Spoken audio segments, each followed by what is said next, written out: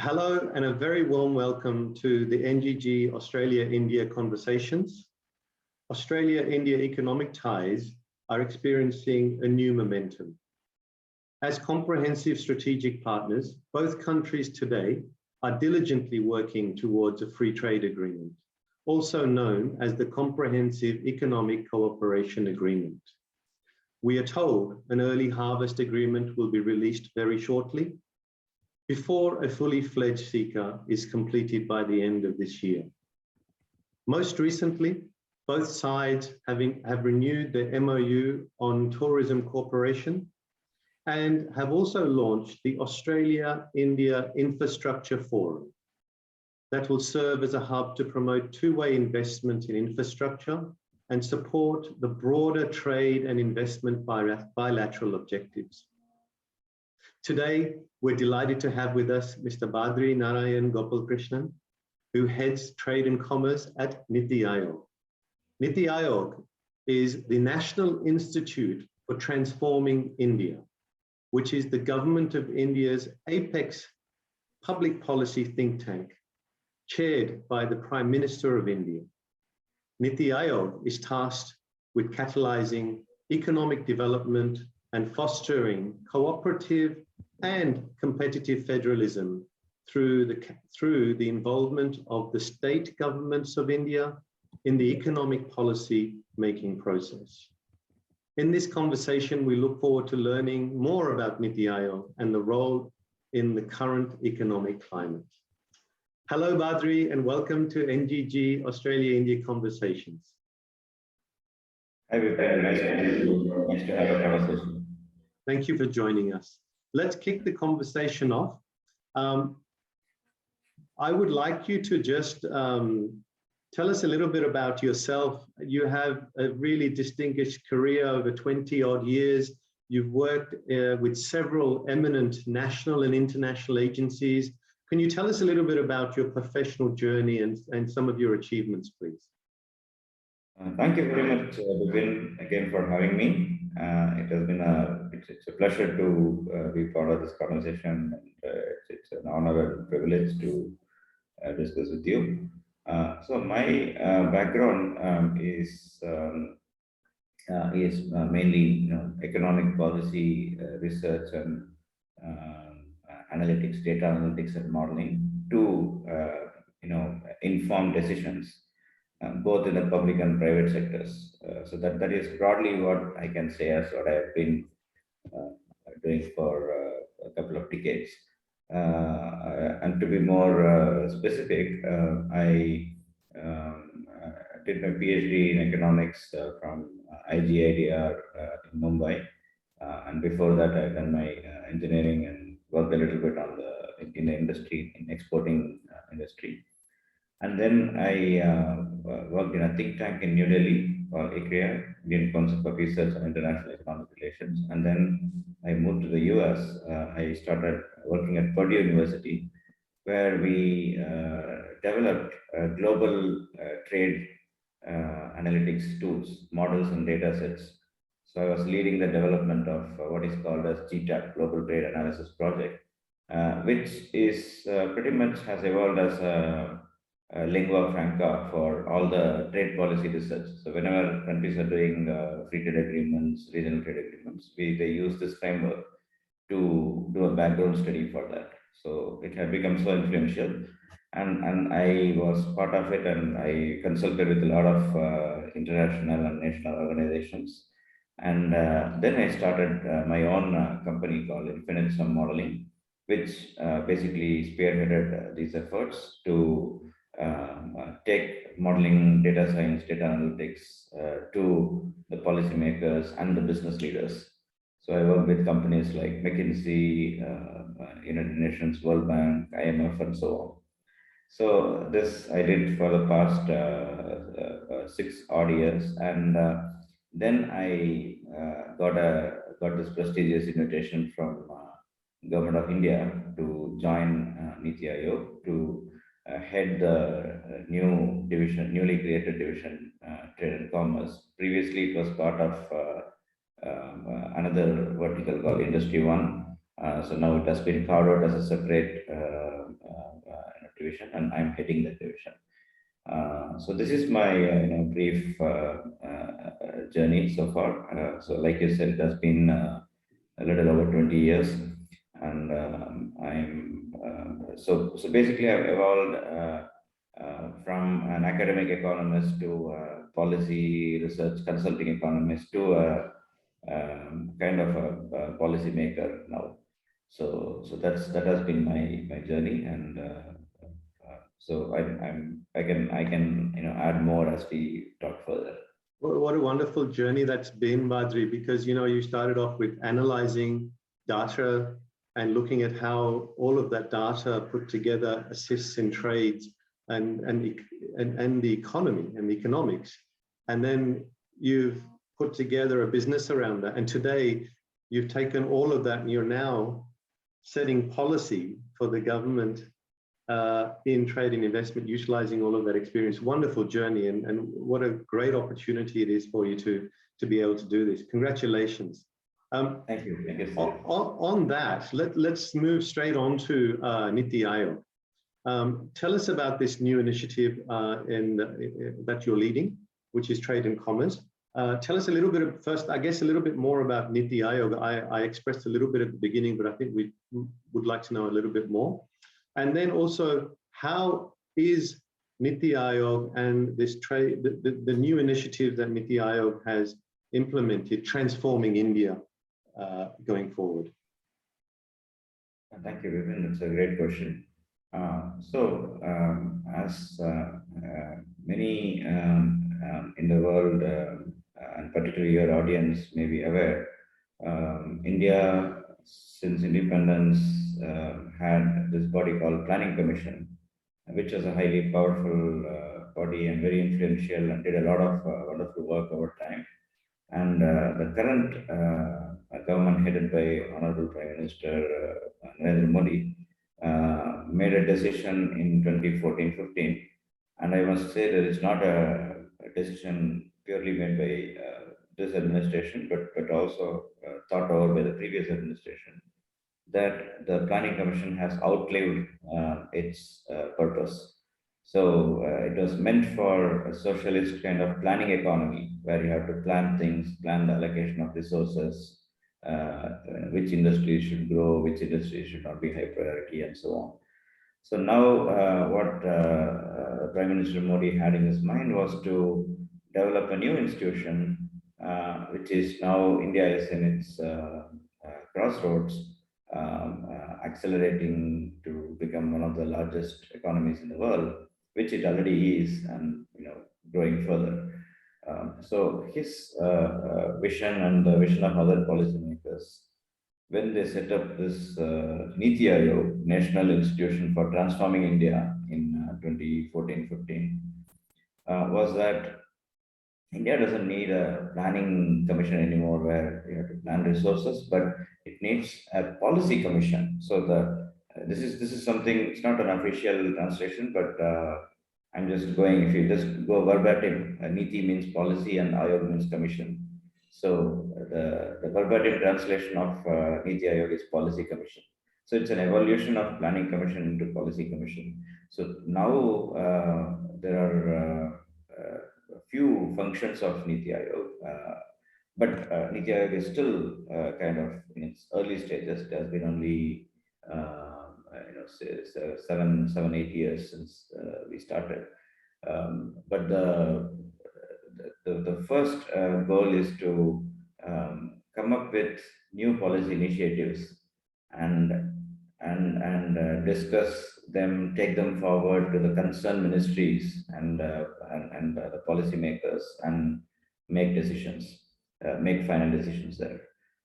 Second is to provide inputs to the policies that are coming from the various ministries into NITI Aayog.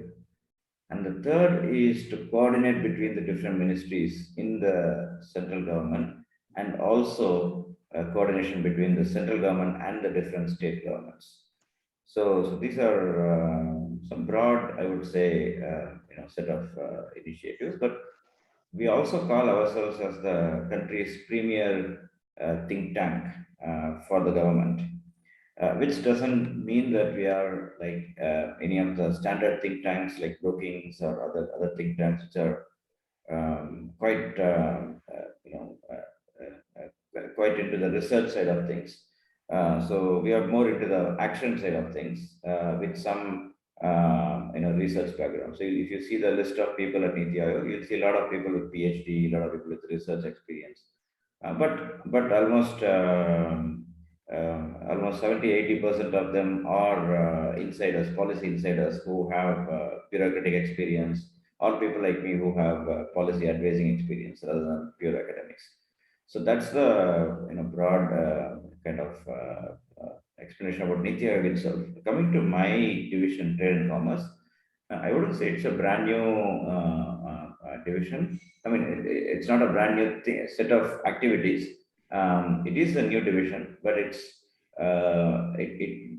NITI Aayog was contributing to a lot of dialogue discussions on trade and commerce through the other verticals like Industry 1 and Industry 2. So Industry 1 was dealing with some set of industries like mining and chemicals and so on, and Industry 2 was focused on other set of industries like textiles and food processing and so on. So these divisions were contributing to trade and commerce, and then the leadership felt the need to have a separate vertical on trade and commerce, and that is where I came in. So what we have been doing is we directly fit into what I just told you earlier. One is we provide policy inputs. Second is we come up with policy initiatives, and third is to coordinate between the different ministries and states and central government. But what is specific to us is that we are assigned a specific ministry, which is Ministry of Commerce. So we work very closely with Ministry of Commerce, and we do any coordination needed with other ministries. But our main, what we call as line ministry, is Commerce Ministry. Secondly, in terms of states, we have been assigned Tamil Nadu and Puducherry. So all the activities going on in these two states that relate to the central government and need some liaising between the central government and state governments, we take lead on that. But in addition to that, we also look after all the states when it comes to trade and commerce services. So, and within trade and commerce, if you ask what are the specific topics that we work on, one is free trade agreements. So we have, for example, contributed to the ongoing negotiations between Australia and India, for example, and other agreements that are going on, free trade agreements. We actively be part of them, contribute to them. Secondly, we work on export promotion, how to promote exports from India, what are the various initiatives, what are the various policy measures there, how to enhance them, how to increase the exports from X to X amount to Y amount, these kind of aspects. And third thing is the other infrastructural and logistics related aspects as they relate to trade. And here investment also comes in, like foreign direct investment and foreign or even domestic investment that relates to trade infrastructure development, and also some institutional arrangements. Like for example, we have these export promotion councils. We are looking at how are they functioning and how to improve them and so on. And finally, me personally, given my background in research and analytics and consulting, I'm also actively involved in developing capacity for doing research and analytics in trade policy, both in NITI Aayog and in the think tanks and academia across the country in India, because I feel it's a need of the hour for academics and researchers to be well equipped with the world-class tools that are available for trade. So these are some broad set of pointers I wanted to discuss with you when it comes to NITI Aayog as an institution and trade and commerce, particularly what we are doing. Wonderful. I mean, there's so much to do already from what you've told me. I'm sure you've got a big team and you're fully involved. You know, let me just stay on the trade and investment path with you. We've had dealings with the trade promotional councils. We've hosted them here in Australia. So I think they need to be updated a little bit in regards to how they go to countries and how they promote themselves. And I think that's already happening through the government ecosystem. The approach that you have today within NITI Aayog and how you're working in, you know, coordinating states and central government, looking at how you can implement initiatives at a state government level and so on. I guess, I know from our perspective, the two big areas are technology and innovation. And they seem to be kind of transforming. They're at the heart of all that India and the Indian government's doing. They seem to be transforming to a new India. Can you elaborate on how that, you know, how technology and innovation from NITI Aayog is being transferred down to state and from federal government to state government, and how that is actually transforming new India? Again, thanks for the question. So when it comes to technology and innovation, broadly in NITI Aayog, there are at least a couple of divisions or verticals that work on it. There is one, I mean, I would say three actually. So there is one science and technology vertical, which involves technology from that perspective. And there is an emerging technologies, which looks after the latest developments like blockchain and AI, IoT, and so on. And there is a whole innovation mission. There is an Untitled innovation mission, a huge nationwide infrastructure that was created by NITI Aayog. And so these are three broad parts of NITI Aayog that quickly come to my mind. That there could be more actually. So for example, there's an infrastructure division which also works a little bit on technology innovation. We also in Trade and Commerce also do some work on that. But yes, these are the three dedicated orgs of NITI Aayog which focus on technology and innovation. So now to your other question on how to let these percolate into states and how to actively involve states in this. NITI Aayog has two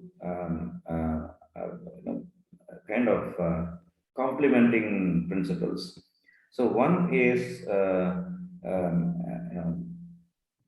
competitive federalism, and the second is cooperative federalism. So you may, the moment we look at these names, we may think these are kind of contradictory. But as I mentioned, I would use the term complementing, because one, the competitive federalism helps in setting ambitions for the states, saying that, okay, that state is doing better than me, so let me do something to do this. This is the perception. Like for example, a state like Tamil Nadu, where I come from, is superior in many indicators to many other states. Let's say Bihar. And now, for example, and NITI Aayog develops a lot of indices, a lot of different indices assessing different aspects in terms of business, environment, technology, innovation, sustainable development, export preparedness, and so on. So when we do this, when we kind of rank the states, now, for example, if Tamil Nadu looks at Bihar in some kind of index, if Bihar is better than Tamil Nadu, then Tamil Nadu is going to say, oh, perceptionally, generally people know that Tamil Nadu is a better performing state than Bihar.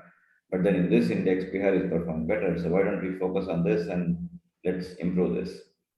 And also vice versa is true. Bihar may look at Tamil Nadu and say, okay, they are ahead of us in everything. So how should we? And this is the delta. This is the extent to which you have to develop, and they have some kind of quantification there. And they work hard on going up. And over time, we have seen results on this. Like we have wide range of indices, so that and and these are all publicly released. So, and we also get a lot of, as you can imagine, we get a lot of difficult questions from the state saying that why did you rank us low? Why did you ignore the fact that we are doing this, and you still ranked us low? And we have to patiently answer them. But we are not changing anything. So our in that sense, we are a think tank. We are very objective, and we don't meddle with the numbers. So I think that is one aspect. This is the competitive part of federalism. The cooperative part of federalism is where we propose collaborations between different states on common objectives, and this could be infrastructure related collaborations. This could be learning from, even if you go back to the competitive federalism, one way to achieve a better performance could be to just cooperate or collaborate with the states that are performing better. In that way, both states can learn from each other. So that is also promoted by NITI Aayog. And over time, this 7-8 years, this has been one of the aspects where NITI Aayog has seen some early success within this few years of starting. We have seen some success here. We have made certain state level initiatives that were probably impossible to pursue. We have been able to make them happen because of our persuasion. Because, like I mentioned to you, we have dedicated. It's not just in principle. We have dedicated people like me in our level of position, like joint secretary or additional secretary rank, who are tasked with coordinating with the states. So I dedicate my efforts on these two states I mentioned, Tamil Nadu and Puducherry, and others focus on their states. So there is a lot of personal attention given, and now we are giving even more attention to that. We are presenting internally all about the states, like each vertical, me, for example, should give a whole 2-3 hours of presentation on what is happening in my states, and how, and for each state separately, for Puducherry separately and Tamil Nadu separately, on what is the macroeconomic thing happening, what is happening to technology, innovation, infrastructure, and so on, and what role NITI Aayog can play and is playing, and what are the queries they have to different ministries, and how do we make sure that they're answered, and all these things. And we take up, we are the champions of the state governments in the central government, and we are the champions of the central government in the state governments. So we do that interconnection, the liaison between them. So I think we have been doing really well on that. And particularly to your question on innovation and technology, if you take, for example, this electric vehicles initiatives, green hydrogen, and some of the infrastructure projects, this multimodal infrastructure that was announced in the budget. Many of these things were ideas that started at NITI Aayog and then went out. And even if you think about this asset monetization plan, NITI Aayog played an important role there on this privatization, and that also has to do with innovation. So then, but of course, I told you about this whole innovation, Atal Innovation Mission, where we go to the grassroots. Yes. We go to the schools and colleges and promote innovation and fund, incubate really small startups from remote rural areas, from even children and people who are less equipped with finances.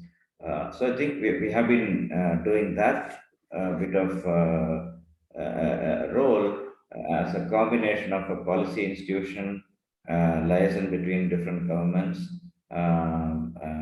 to some extent a funding body for incubation, some early funding, early seed funding kind of thing, a body that identifies new technologies, and other science and technology initiatives, and innovation related aspects, which identifies the next big areas, and also coming up with perspectives for the future. Actually, that is a think tank part of us. So far, I was talking about our policy agency part of us. When you come to the think tank part of us, we we set the ball rolling on various big changes that have to happen. And then we initiate the debate, initiate the discussion, and then it's taken forward. Like, for example, very recently we had a report on digital banking, and previously we had something on blockchain, something on AI. So all these new technologies and innovation, we set the ball rolling. We first say that, okay, this is what is the set of things that we should do as a country in the next few years, and in order to be a leader in technology and innovation. So I think we do this bit of both top down and bottom up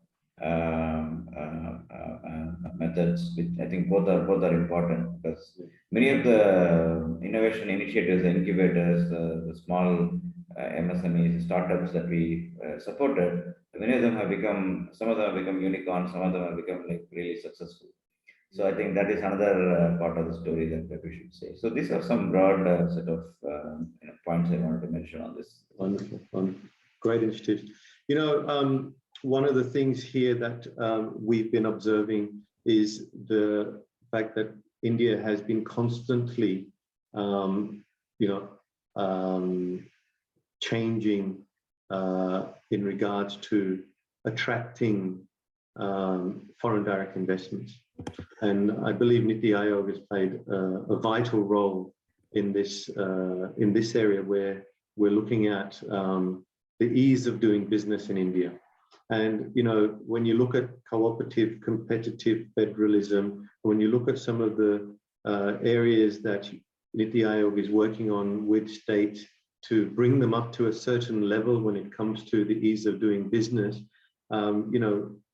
we know that India climbed from 147 to 63 in the World Bank's ranking of the ease of doing business, which is now defunct, which is no longer operating at the World Bank level. So where is India currently in the ease of doing business, and where is it going in the future with the ease of doing business? Because a lot of the Australian businesses are very interested in this aspect. Great question, Dipen. So just a couple of points on this. First, the ease of doing business indicators, yes, India did perform really well, and you can just decompose the movement in rankings, the points to the actual policy actions happening in India. So it was really path-breaking pace at which things happen. And actually, what I've been hearing from the World Bank Group is that they're just revisiting the methodology, and they may restart the series again. So it's quite possible that it may be started again. But coming to the more substantive part of your question on what is happening in India now, the government in general is not sparing any effort to identify holes and problems where the business environment is not friendly enough for investors, for new businesses, and trying hard to change that. And wherever there are low-hanging fruits, they have been immediately taken into account, and that is how we went up so much in these rankings. And this whole movement of Startup India and so on, this actually also demonstrated how easy it is to start a company in India, operate it, and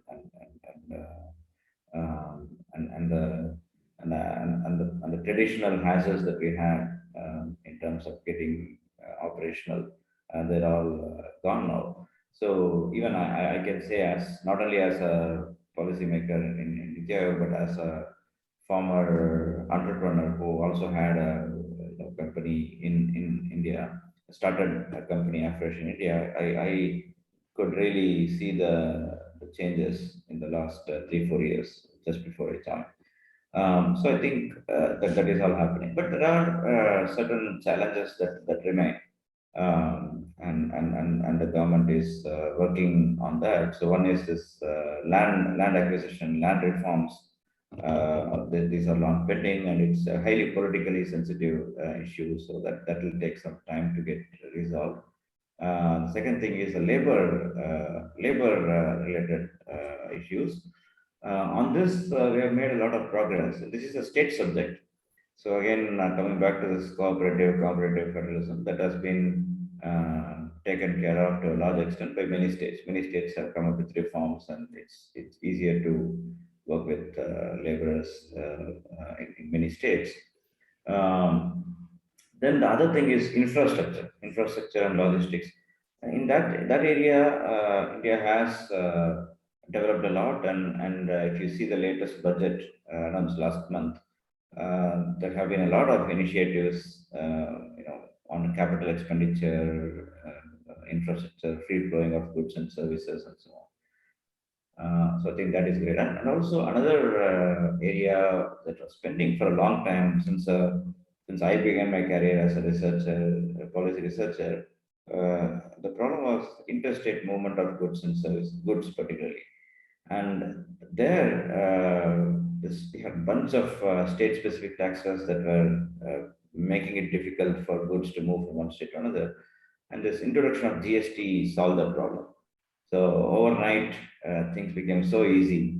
So at least movement from one state to another was so easy, and that's also helpful for trade because we have many landlocked states who can get to the ports easily. So that was a game changer. And GST had some hiccups early in the initial stages because a lot of industries that are not used to paying taxes, they had to pay taxes, and they came under the ambit of taxation. And GST regime is also kind of strict actually. So you have to pay, you have to report regularly, you have to pay taxes and so on. So that, but I think that is just bringing up the Indian tax regime standards to the global standards, which of course a lot of Indian businesses were not used to that. So that took a little bit of adjustment time, and now I think we are over that stage. Not many people are complaining about GST anymore. People are just taking it as given. So I think these are things. And then one more thing is we in our vertical we have also collaborated with another vertical to develop what is called as export preparedness index. So we see, look at how different states are prepared in terms of exports, looking at the export infrastructure, export performance, policies, and so on. And here we have classified the country into coastal regions, coastal states, Himalayan states, landlocked states, and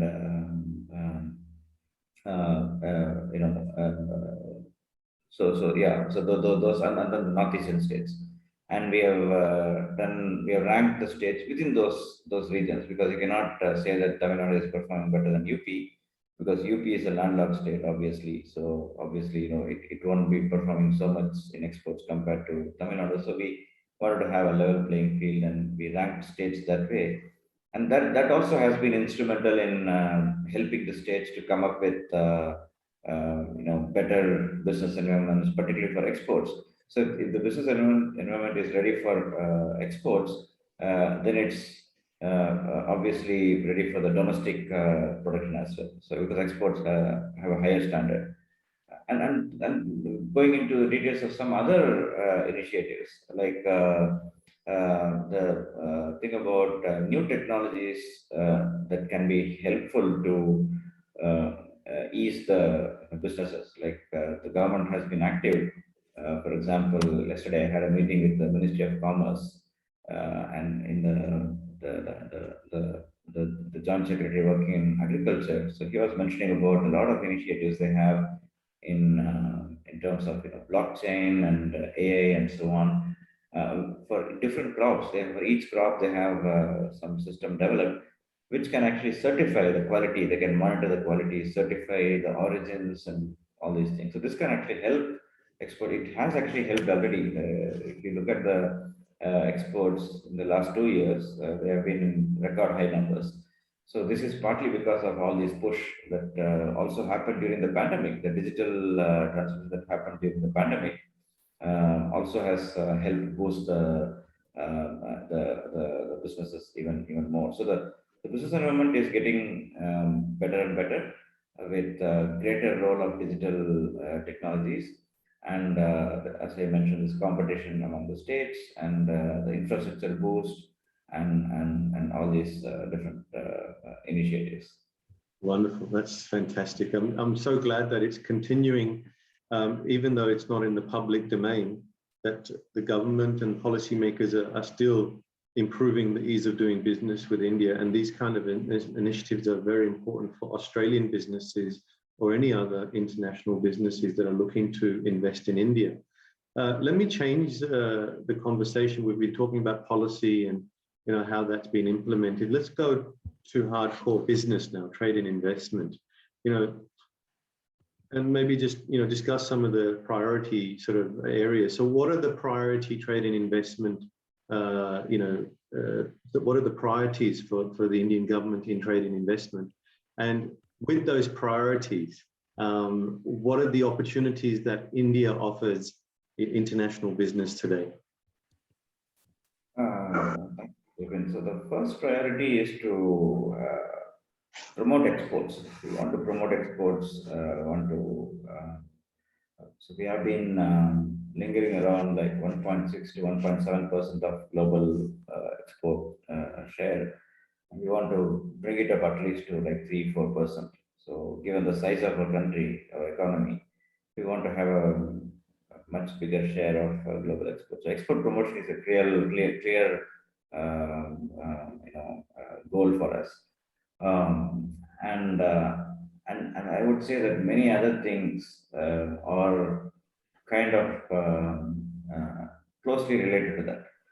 So the second thing is close economic relations with as many other countries as possible. Like we have a friendly relationship with so many countries, and we want to convert those friendly relations into constructive trade initiatives, exports and exports. And the third thing is also ensuring that the domestic industry gets cheaper inputs and so that they can be competitive. And this can be reduced tariffs, reduced custom duties for a lot of inputs, raw materials, and intermediate inputs, and so on. So that is another thing that we are working on. And the third thing in terms of, the fourth thing in terms of investment is we want a lot of investments from multinational corporations and foreign companies which come to India not only to serve the domestic market but also to export. And even in the existing FDI we have been discussing with a lot of these companies to see how we can help them to also convert their domestic facilities as export hubs rather than just focusing on India as a great market, which is good. We want to boost consumption as well, but we also want to focus on exports. And then we also we also realize that trade policy cannot be done at a macro level, top-down approach, but we have to go bottom up. So we go to the district level. We have been talking about setting export hubs at district level. Each district has to be export hub of specific things, and that has to support specific initiatives by businesses on certain goods and so on. So depending on what is naturally like what is a comparative advantage of that level. So, and in this regard, we are also, in our division, we are also planning to do some analytics to understand which state, which district is good in what, those kind of things. So, so these are all, some of the business initiatives, like you mentioned, what is happening at the business level. And definitely, you may recognize, and a lot of other friends, both in India and abroad, agree that it's much easier now to come to India. The government is more welcoming to FDI. So this is the right time for foreign investments to come in, and so now if you also there's one more aspect. So the Indian human resources, they are really precious, as you may agree. So the labor cost is very low and the quality is very high. So that is another opportunity in India for investors to come in. So and they are coming in, a lot of investments. Last year during the pandemic year, we had a huge FDI inflow, and that momentum is continuing, and a lot of unicorns are coming up locally, the local built startups, and that can, so you have an ecosystem now. So previously you didn't have that ecosystem. So the foreign firms who came, like if you look at 1990s, when all these auto majors came to India, they had to literally set up the whole infrastructure, the whole supplier infrastructure, and so now you don't have to worry about that. There is enough infrastructure. Many of the Indian companies, the startups, they are already catering to foreign companies. If those companies come into India, they already have the whole infrastructure set up and ecosystem set up. So I think these are some broad initiatives when it comes to the businesses particularly. Awesome, that's so nice. It's good to hear. Now, earlier when I introduced this conversation, I suggested that the momentum between India and Australia is picking up, and we're negotiating free trade agreements, an early harvest agreement, and you said that NITI Aayog has been involved in some way, shape, or form there. I would love to find out, what your thoughts are in regards to this FTA negotiations, and how Australia, we can match Australia's competitive advantages to India's national priorities. Great. On this, I just thrown you in at the deep end just about the Australia side, but I'm sure you know quite a bit about what's happening and what Australia's strengths are. Sure. So on this, actually, there are few. Let me first talk about one or two initiatives that have already happened, like this Australia India Infrastructure Forum is already in place, and that is in 2018 we had an so Australia had this India economic strategy, and in 2020 we had the Australia economic strategy here. So with this, we basically we thought that infrastructure investment could be like a low-hanging fruit where we can start collaborating, and then as a path towards the free trade agreement, the EPA that you mentioned. So we have, in various sectors, we have been, collaborating with Australia, the transportation sector in India, so where Australia can invest in the brownfield assets there. Then Australia's exports of services that are transport infrastructure related, and also technology related services. And also India can invest in Australia, particularly the large infrastructure projects via partnering with private sector, and several participants have been involved in this infrastructure forum, from the Indian government bodies, Indian industry bodies, and the same from Australia. So this is already happening. There are a lot of deliverables that are being worked upon, like a lot of workshops, events, some data sets, some strategic developments, some actual accomplishments, some activities, and so on are happening here. But coming to the other substantive part of your question, where you asked about the trade potential. So I think Australia is a resource-rich country. So we have a lot of minerals, and which India needs. So India needs a lot of these minerals. So that is one sector where there can be a lot of collaboration. Like I mentioned previously, one of the I would say objectives of our trade policy is to ensure that the producers, the exporters, do not have to pay a lot for their inputs. which means that the custom duties should be low when it comes to key raw materials. And this is where our free trade agreement could be a win-win, where we can we can reduce the import tariffs for a lot of minerals, and Australia can get market access, greater market access to India in those. So that is one kind of, I would say, no-brainer or low-hanging fruit. Second aspect is technology, which I already mentioned in the context of investment, but also in terms of exports. India, as you know, is the largest IT services exporter. So greater market access services, market access to the Australian market for India, maybe even the public procurement space. That would help our IT services industry for exporting. And similarly, some technology exports from Australia to India also can be important. And I also recognize that education sector is very huge in Australia. It plays an important role in the economy. All these large universities, many of whom I had the pleasure to collaborate with as an academic before, like Monash and ANU and so on.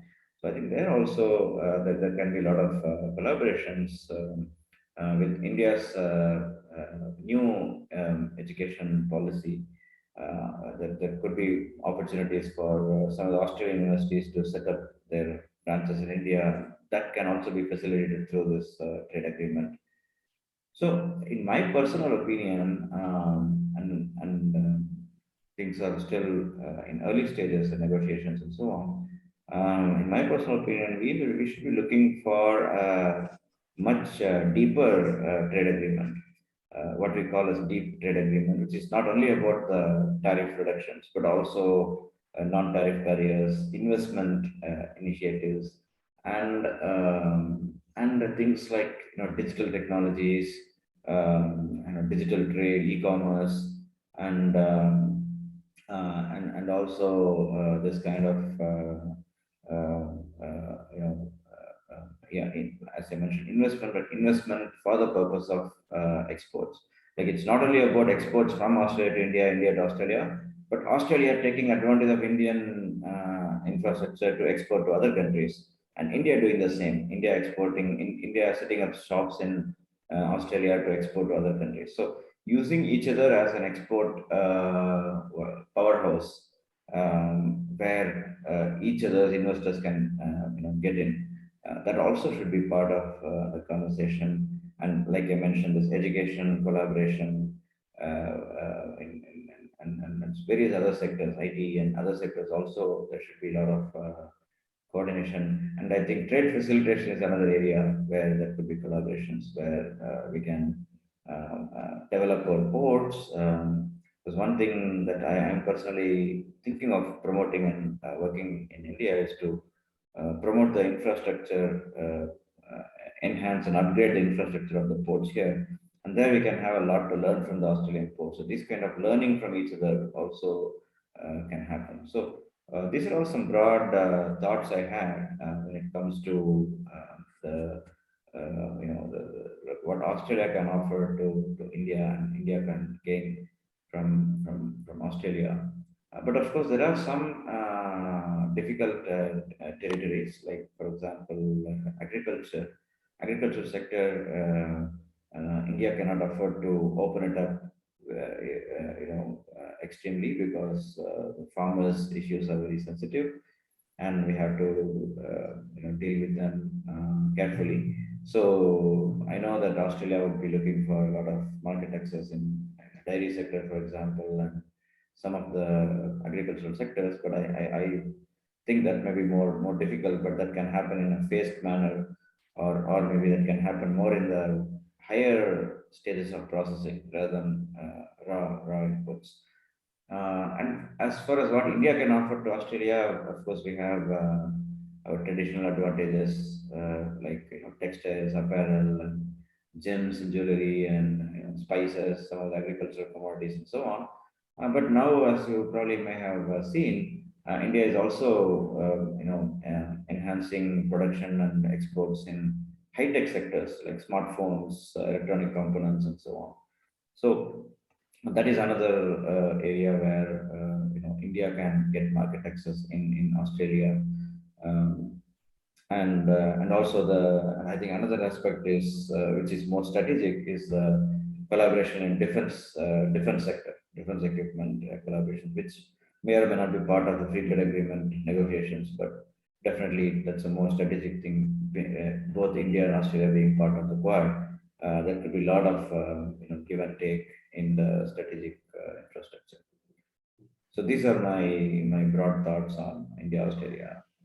I think if I may be able to add here, you talked about the dairy sector and not having access to that. And I think, when you look at the retail sector, it was similar to that a little while ago, but that's now opened up. It's important to remember that anything that is produced in Australia is not going to be affordable by the lower socioeconomic groups in India. The products, the dairy products and so on are aimed at a different consumer. And so the large majority that is being protected at the moment is not the consumer that the Australian businesses will be looking for. And it's the same with a lot of other multinationals or companies that are coming in from overseas.